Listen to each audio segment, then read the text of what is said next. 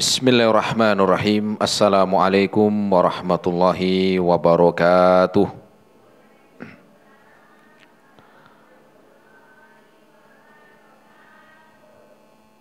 Innal hamdalillahi nahmaduhu wa nasta'inuhu wa nastaghfiruh wa na'udzu billahi min syururi anfusina wa sayyiati a'malina.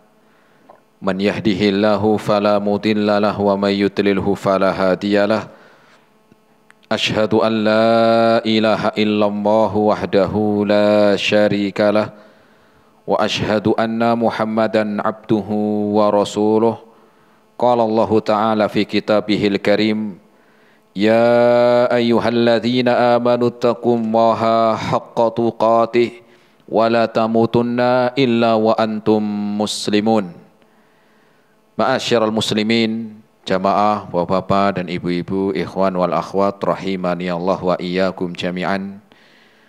Alhamdulillah, kita bersyukur kepada Allah Subhanahu wa ta'ala di kesempatan sore hari ini. Kita masih diberikan kesehatan, taufik dan hidayahnya. Semoga amal ibadah kita Allah Subhanahu wa ta'ala menerimanya. Dan semoga ilmu yang kita dapatkan bisa kita amalkan sebagai bekal untuk menghadap kepada Allahu Rabbul Alamin. Kemudian salawat dan salam kita sampaikan kepada Nabi Muhammad sallallahu alaihi wasallam beserta keluarganya, para sahabatnya dan umatnya sampai hari kiamat nanti. Jamaah rahimani Allah wa iyyakum jami'an. Kita melanjutkan kembali di dalam kajian rutin di Balu Bait TV dengan bahasan dari tata cara solat, di mana kita mempelajari tata cara solat ini sebagaimana dicontohkan oleh Nabi Muhammad sallallahu alaihi wasallam. Di pertemuan yang lalu kita telah menyampaikan tentang niat, kemudian berdiri, takbiratul ihram, kemudian juga bersedekap. Maka setelah itu bagian yang ketujuh. Pada kesempatan sore hari ini akan membahas doa iftitah. Doa apa? Iftitah. Setelah seseorang yang ingin mendirikan sholat, setelah dia berdiri, kemudian takbiratul ihram dan bersedekap, maka di sana setelah itu adalah doa. Dan doa yang dimaksud yang pertama adalah doa iftitah. Disebut dengan doa iftitah adalah karena sebagai pembuka di dalam sholat. Ya. Disebut dengan iftitah, itu artinya apa? Iftitah artinya pembuka. Sehingga doa iftitah, doa pembuka. Pembuka dari apa? Pembuka ketika akan sholat atau doa pembuka di dalam sholat. Ya. Sebagian menyebut dengan doa istiftah. Doa istiftah, artinya sama enggak? Sama. Iftitah sama istiftah itu sama, yaitu doa pembuka di dalam sholat. Setelah takbiratul ihram, kemudian berdoa iftitah. Di dalam doa iftitah ini, kandungan atau isi dari doa iftitah, ketika seseorang akan atau ketika seorang memulai doa di dalam sholat, maka di dalam doa tersebut banyak tentang pujian-pujian, yaitu pujian-pujian kepada Allahu Rabbul Alamin. Kemudian juga sanjungan-sanjungan yang besar kepada Allah Subhanahu wa ta'ala, sehingga orang yang akan memulai sholat, maka dia akan memuji dan menyanjung Allahu Rabbul Alamin. Ya, pembuka sholat adalah doa iftitah, dan doa iftitah di dalamnya mengandung pujian-pujian, sanjungan-sanjungan kepada Allahu Rabbul Alamin. Dan ini disyariatkan di dalam seorang yang akan atau seorang yang sholat. Ya, di awal pembuka doa dalam sholat, maka ini diperintahkan di dalam kita membacanya. Sebagaimana telah dilakukan oleh Nabi SAW dan juga sebagai bukti bahwa Rasul pun telah mengajarkan kepada kita. Disebutkan dalam hadis riwayat Al-Imam Abu Daud. Hadis sahih riwayat Al-Imam Abu Daud. Rasul SAW bersabda, "Innaha la tatimmu sholatu ahadikum hatta yasbighal wudu'a." Sesungguhnya tidak sempurna solat salah seorang kalian sampai kalian menyempurnakan wudunya. Kama amarallahu azza wa jal wa yugsila wajhahu wa yadaihi ilal mirfaqaini. Kemudian setelah menyempurnakan wudu sebagaimana apa yang Allah perintahkan, kemudian dia mencuci wajahnya, mencuci tangannya sampai siku. Ini yang pernah kita bahas tentang wudu. Jadi tidak sempurna solat salah seorang kalian sampai menyempurnakan wudunya. Ini pernah sudah kita bahas, ya. Fayamsaha bi ra'sihi, kemudian dia mengusap kepalanya dan kakinya, warijlaihi ilal ka'baini, kemudian membasuh kaki, kemudian sampai mata kaki. Summa yukabbirallaha, kemudian dia bertakbir. Ini takbiratul ihram. Setelah itu Rasul melanjutkan wa yahmadahu. Kemudian setelah bertakbiratul ihram dan dia berdoa, memuji dan menyanjung Allah Subhanahu wa taala, summa yaqra'a minal Qur'an, kemudian membaca Al-Qur'an. Surat Al-Fatihah, ya, kemudian surat-surat yang lainnya. Nah, dalam hadis ini, hadis yang diriwayatkan oleh Al-Imam Abu Daud, Rasul SAW menyebutkan bahwa tidaklah sempurna solat salah seorang kalian sampai tadi, pertama menyempurnakan wudunya. Setelah berwudu, kemudian dia menghadap ke kiblat, niat dan takbir yang disebut dengan takbiratul ihram. Setelah takbiratul ihram, Rasul mengatakan wa yahmadahu, dan berdoa menyanjung, memuji, ya, dengan pujian yang sangat besar, dengan pujian yang banyak kepada Allah Subhanahu wa taala, kemudian membaca Al-Qur'an. Jamaah rahimani Allah wa iyyakum jami'an. Inilah bukti dan dalil bahwa membaca surat atau membaca doa iftitah adalah disyariatkan di dalam seorang yang sholat. Terus cara baca di dalam doa iftitah ini seperti apa? Kan tadi Rasul mengingatkan atau mengajarkan untuk memuji dan menyanjungnya. Setelah itu membaca surat. Bagaimana cara membaca doa iftitah ini? Apakah dengan suara yang pelan, ataukah dengan sedang, atau dengan suara yang keras? Ya. Maka membaca doa iftitah, doa pembuka di dalam sholat setelah takbiratul ihram, maka membacanya dengan lirih atau siriyah. Membacanya dengan apa? Lirih atau dengan siriyah, pelan. Ya, ini diperintahkan membacanya dengan suara yang pelan, tidak jahar. Jahar itu kayak ketika sholat maghrib, sholat isya itu dijaharkan. Baca surat Al-Fatihahnya dikeraskan, baca suratnya dikeraskan, atau sholat subuh baca surat Al-Fatihah jahar, yaitu dikeraskan bacaannya. Adapun doa iftitah ini enggak, dipelankan, lirih membacanya, tidak dijaharkan, tidak dikeraskan. Ya. Tidak seperti ketika membaca surat Al-Fatihah dan surat di dalam sholat maghrib, sholat isya, ataupun sholat subuh. Nah, ini cara bacanya, cara membaca doa iftitah. Dengan cara apa tadi? Ya, dilirihkan, pelan bacanya. Ya, tidak dikeraskan. Nah,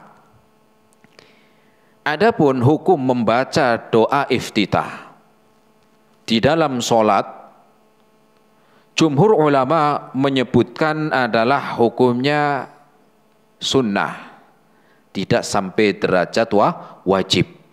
Ya, hukumnya apa? Hukumnya disunahkan ketika seorang sholat membaca doa apa?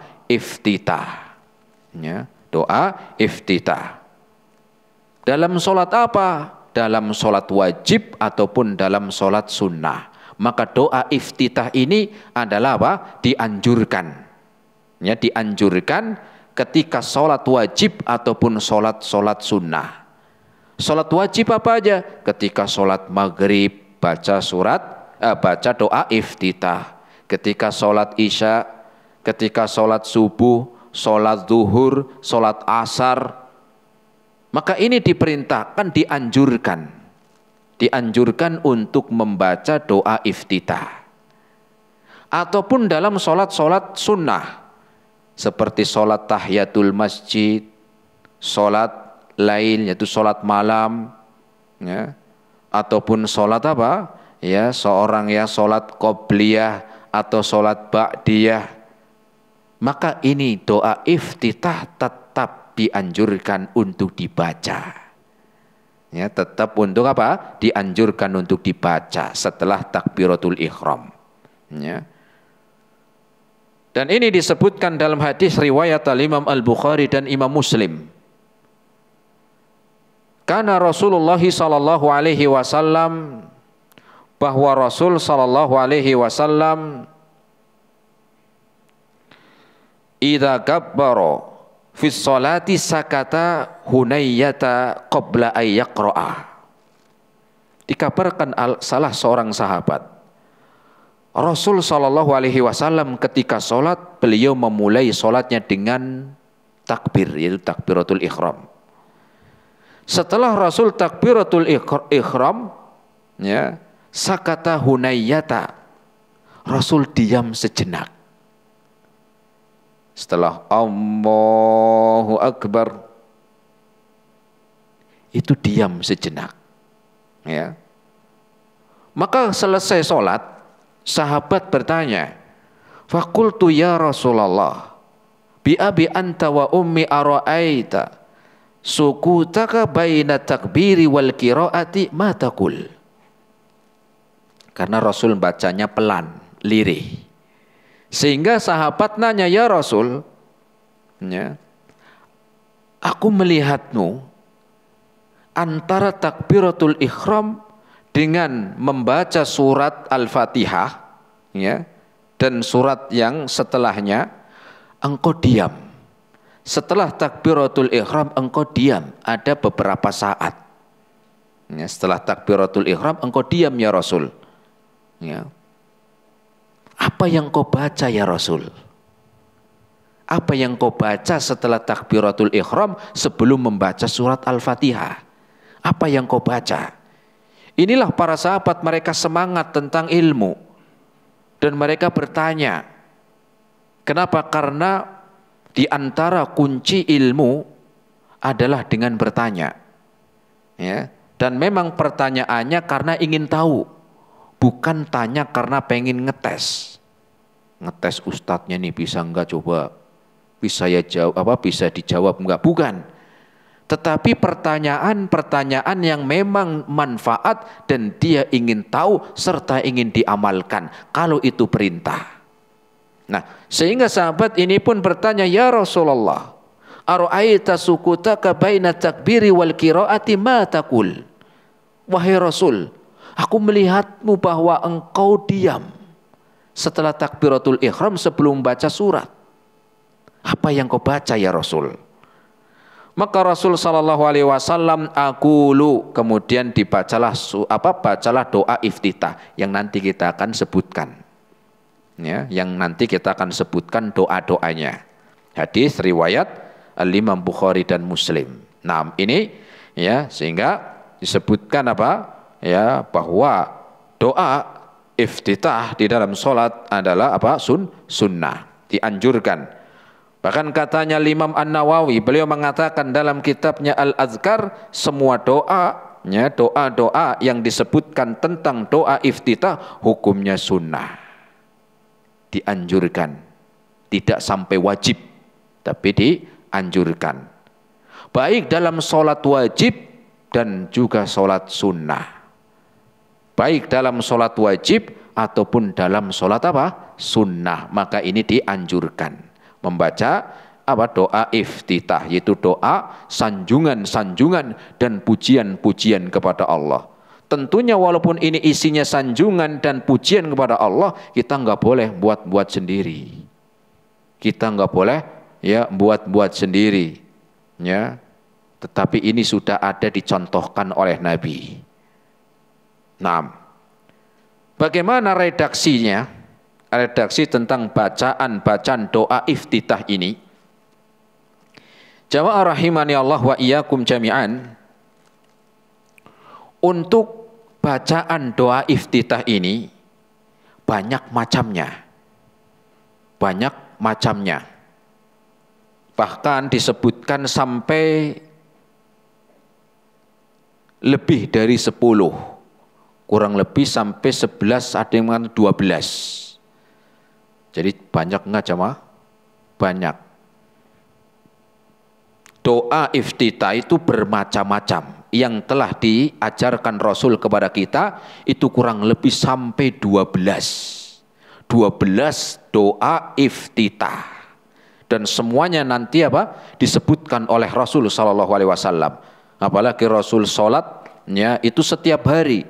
Tentunya para sahabat yang menjadi makmum ya telah diajarkan doa-doa iftitah, ya. Dan bacaannya banyak tentang bacaan doa iftitah ini, sampai tadi kurang lebih sampai 10 sampai 12, ya. Nah, dan Rasul mengajarkan ini doa iftitah yang bermacam-macam tadi, itu Rasul sering berganti membacanya, baca ini kadang baca itu, baca yang ya ganti-ganti. Jadi dari sekian macam doa iftitah, Rasul itu meratakan, membaca itu berganti-ganti. Enggak monoton itu terus enggak. Ya. Tidak satu doa iftitah itu terus yang dibaca, tapi Rasul meratakan. Ya. Dengan apa? Dengan meratakan. Dan ini ya kalau kita bisa mengamalkan yang demikian, ini apa? Lebih utama. Kenapa? Kita bisa meneladani Rasul. Kita bisa meneladani Rasul dengan apa? Dengan baik di dalam doa iftitah ini. Ya, dari 10 itu bisa kita amalkan semuanya. Tapi kalau satu gimana Ustaz? Nggak apa-apa. Kan itu semuanya dicontohkan oleh Rasul sallallahu alaihi wasallam selama hadisnya itu hadis yang sahih dari Rasul. Selama itu adalah yang diajarkan, diamalkan oleh Rasul dan para sahabatnya, kita amalkan. Walaupun itu apa? Bermacam-macam, bisa bergantian. Ya, enggak apa-apa. Kita apa? Bergantian, enggak cuma satu macam doa saja. Hikmahnya apa? Sehingga doa iftitah ini Rasul mengajarkan sampai sekian macam. Sampai 10 sampai 12 macam. Apa hikmahnya? Kok enggak satu aja lah begitu? Kalau satu kan enak, ibaratkan cuma bacanya itu aja. Maka hikmahnya pertama, agar kita meneladani Rasul sallallahu alaihi wasallam lebih apa? Lebih baik, maknanya lebih banyak. Kenapa Rasul membaca doa iftitah itu bermacam-macam? Ada yang pendek, ada yang sedang, ada yang panjang. Dimana kalau kita benar-benar ingin mengikuti ittiba, mengikuti Rasul di dalam sholatnya, bisa dengan apa? Dengan berganti-ganti membaca doa iftitah. Kadang yang pendek, kadang yang sedang, kadang yang panjang. Cuman kita itu seringkali senangnya yang apa? Yang ringkas, yang instan. Ya. Nanti ketika membaca yang panjang lupa sampai mana. Apalagi kalau imamnya yang baca doa iftitahnya panjang, itu belum baca surat loh. Besok jamaahnya bisa apa? Bisa berkurang. Malas sholat di situ. Baca membaca doa iftitahnya panjang. Ya, akhirnya besok cari masjid lain. Apalagi kalau pas sholat tarawih. Wah, orang sholat tarawih kan pengennya yang cepat. Ini membaca ke Al-Fatihah aja lama bener. Wah, sudah cari yang paling cepat akhirnya. Nah, maka hikmah yang pertama, Rasul mengajarkan kepada kita doa-doa yang bermacam-macam di dalam doa iftitah. Apa hikmahnya? Agar kita lebih maksimal dalam mengikuti Rasul di dalam tata cara sholat. Kenapa? Karena Rasul memang mengajarkan doa iftitah, ada yang pendek, ada yang sedang, ada yang panjang. Sehingga ketika kita ingin sempurna di dalam mengikuti tata cara sholat Rasul, maka bisa diamalkan semuanya. Nah, ini hikmahnya. Walaupun nggak harus semuanya ya, tapi kita bisa memilih mana yang terbaik, mana yang mudah. Ya. Inilah. Kemudian yang keduanya, hikmah yang kedua, bahwa Rasul Shallallahu Alaihi Wasallam mengajarkan tata cara sholat itu gampang. Bukan gampang lagi, guampang. Apa guampang? Itu kalau daerah Jawa sana itu kan ngomong gampang itu enggak gampang, guampang. Itu ada penekanannya, lebih dari gampang, guampang. Kenapa? Karena Rasul mengajarkan doa iftitah ini enggak panjang-panjang semuanya. Karena Rasul di dalam mengajarkan doa ini tentunya tahu benar umatnya itu ada yang kesusahan, ada yang mudah. Mungkin bagi orang-orang Arab misalnya, yang biasa ngomongnya bahasa Arab, mungkin dia ngapalin yang panjang lebih gampang. Tetapi bagi non-Arab ataupun orang luar, itu seringkali ketika ngapalin doa-doa yang panjang gak hafal-hafal. Sehingga Rasul pun memberikan solusi. Kalau yang mau panjang ini ada, kalau yang sedang ini ada, kalau yang pendek ini juga ada. Ya. Semuanya diajarkan Rasul. Maka tinggal kita memilih mana doa-doa yang akan kita baca. Ya, naam. Kemudian hikmah yang ketiga, kenapa Rasul mengajarkan kepada kita doa-doa iftitah yang bermacam-macam itu? Maka hikmahnya yang ketiga adalah agar kita kita terbantu di dalam khusyuk di dalam sholat. Membantu khusyuk di dalam sholat. Loh, dari mana Ustadz? Iya, karena coba kalau gini, jenengan dari kecil misalnya diajarinya doa iftitah 1, maka otomatis karena sudah hafal, apalagi sudah lama dibaca setiap kali sholat, akhirnya ketika membaca sudah refleks. Tahu refleks? Sudah spontan, enggak berpikir lagi sudah. Karena sudah terbiasa, sudah refleks. Setelah takbir sudah langsung baca doa iftitah yang dari dulu sampai hari ini bacanya itu terus. Otomatis sudah refleks lisannya. Sehingga ketika sudah refleks lisan membaca satu doa itu, otak kita kurang berpikir. Otak kita kurang merenungi. Akal kita kurang merenungi dan kita kurang menghayati apa yang kita baca. Kenapa? Sudah refleks. Sudah terbiasa. Jadi kita kurang menghayati, kurang mentadaburi apa yang kita baca. Itu diantara hikmahnya.